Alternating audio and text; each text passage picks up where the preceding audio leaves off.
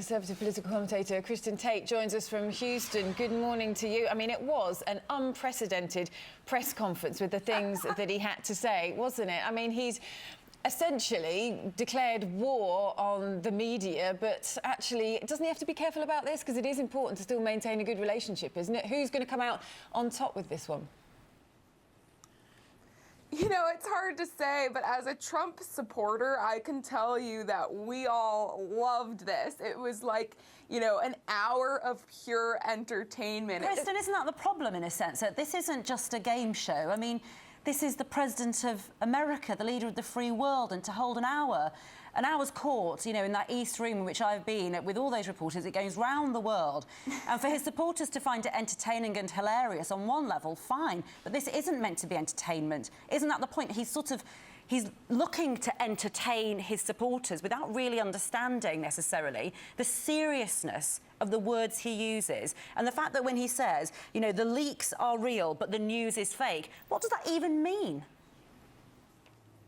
Well, I think another serious problem that is finally being addressed in this country is how dishonest the mainstream media is. If you turn on CNN or MSNBC, most of these channels, they're not even reporting news. They are literally bashing Trump from the hours of 6 p.m. to 11 p.m. But then in I know America, this because I go on these channels as a Trump supporter. They totally downplay me.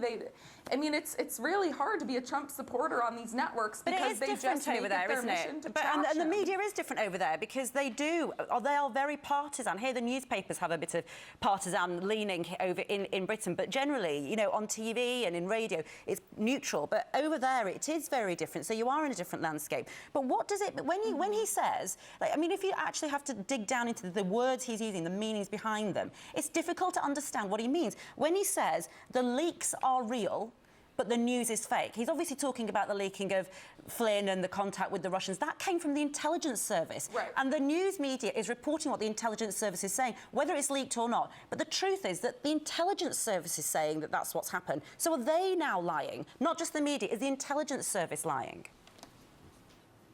No, I don't think that's what Trump is saying at all. I think everyone knows what he means. What he means is that the spin that the media is putting on these stories is fake and it's true.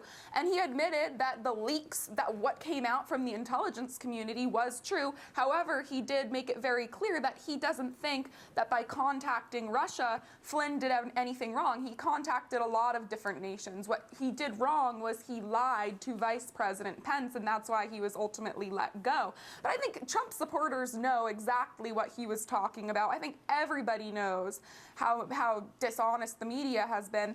And part of the problem isn't just that they trash Trump, but they mischaracterize his policies. So he's trying to claim that his team is running like a fine-tuned machine, but there are those people who think that because of all of this that he's done, it points to the fact that it certainly isn't. I think there are bumps in the road for most administrations, new administrations, when they come into the White House, especially when it's the opposing party of the previous administration and when the entire media is against you.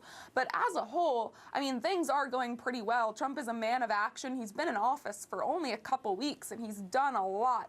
I think that his travel ban was poorly thought out, but he says he's going to roll out a new version of that, so that's good. He's doing good things with the economy. He's already negotiated with a lot of large companies to stay here in the U.S. and expand. He's going to lower the corporate tax rate.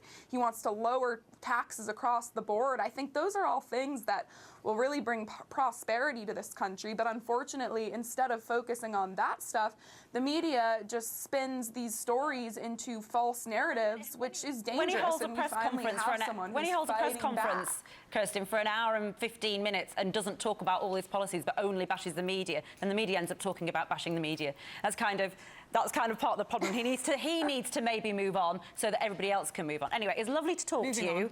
Yeah, it is great to talk to you. Nice to see you. Thanks, Kristen. Yeah, I suspect that's a situation that may just get worse and worse and worse. Fascinating, absolutely fascinating. Yeah, intriguing to watch, isn't it?